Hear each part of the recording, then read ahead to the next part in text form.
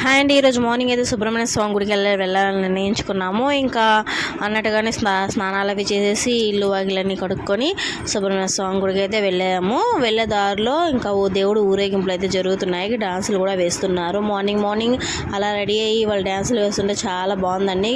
కొంచెం సేపు అక్కడే నిలబడుకొని చూద్దాం అనుకున్నాను, కానీ మా ఆయన ఒకరు ఉన్నారుగా, పదా కానీ ఎంతసేపు అని వెనకాల నుంచి కోరస్ వస్తూ ఉంటుంది. ఆయన టార్చర్ భరించలేము.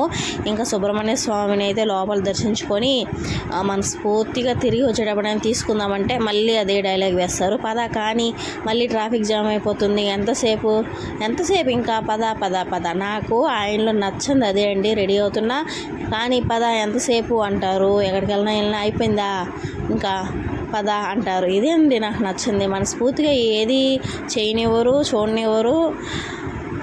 మా ఆయనతో సర్లే, కానీ మీ ఆయనలన్నా కరెక్ట్గా ఉంటారా లేకపోతే ఇలాగే తొందర పెడుతూ ఉంటారా నాకైతే కామెంట్ చేసేయండి. మా ఆయన మాత్రం చూడడానికి అమాయకంగా ఉంటాడు, కానీ తొందర పెడుతూ ఉంటాడు. అదొకటే నాకు నచ్చింది, కానీ మిగతా అంతా మా ఆయనలో ఇష్టమే.